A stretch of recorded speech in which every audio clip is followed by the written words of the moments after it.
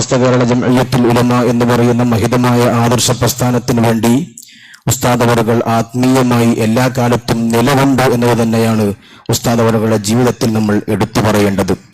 1989 സമസ്തയിൽ അനിവാര്യമോ ദൗർഭാഗ്യകരമോ ആയ ഭിന്നിപ്പുണ്ടായ ഘട്ടത്തിൽ തന്റെ ഉസ്താദുമാരിൽ പലരും വിഘടിത പക്ഷത്തോ അല്ലെങ്കിൽ നിഷ്പക്ഷതയോ പാലിച്ച സമയത്ത് പോലും സമസ്ത കേരള ജംഇയ്യത്തുൽ ഉലമ എന്ന് പറയുന്ന മഹിതമായ ആശയ പ്രസ്ഥാനത്തിനോട് കൂടെ അടിയുറച്ചു നിന്നു എന്നതാണ് ഉസ്താദിന്റെ പാരമ്പര്യം. ആ ഒരു പാരമ്പര്യമാണ് നമ്മൾ മനസ്സിലാക്കേണ്ടത്. അത് ഉസ്താദിന്റെ പിതാമഹന്മാരുടെ പാരമ്പര്യമാണ്. കാടേരി അബുൽ കമാൽ മൗലവി അദ്ദേഹം 1945 സമസ്ത കേരള ജംഇയ്യത്തുൽ ഉലമ മീൻചന്തയിൽ വെച്ച് ഖുതുബ പരിഭാഷക്കെതിരെ ഒരു പ്രമേയം പാസാക്കുന്നുണ്ട്. ആ ഖുതുബ പരിഭാഷക്കെതിരെ സമസ്ത കേരള ജംഇയ്യത്തുൽ ഉലമ പ്രമേയം പാസാക്കിയ സമയത്ത്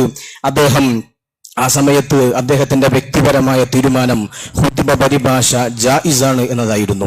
ഖുതുബ പരിഭാഷ ചെയ്താൽ ഒരു പ്രശ്നവുമില്ല എന്ന വ്യക്തിപരമായ അഭിപ്രായമുള്ള ആളായിരുന്നു മഹാനായ അബുൽ കമാൽ മൗലവി. എന്നാൽ പോലും അദ്ദേഹം ആ കാലത്ത് ദർസ് നടത്തിയിരുന്നത് പാണ്ടിക്കാട് പള്ളിയിലായിരുന്നു. അദ്ദേഹം പാണ്ടിക്കാട് പള്ളിയിൽ നിന്ന് ദർസ് നിർത്തിപ്പോരാനുണ്ടായ കാരണം അദ്ദേഹം തന്റെ ആത്മകഥയിൽ കുറിച്ചു വെച്ചിട്ടുണ്ട്. എന്നോട് ചില ആളുകൾ, പാണ്ടിക്കാട് പ്രദേശത്തെ ചില ആളുകൾ എന്നോട് വന്ന് ഖുതുബ പരിഭാഷ നടത്തണം എന്ന് പറഞ്ഞു.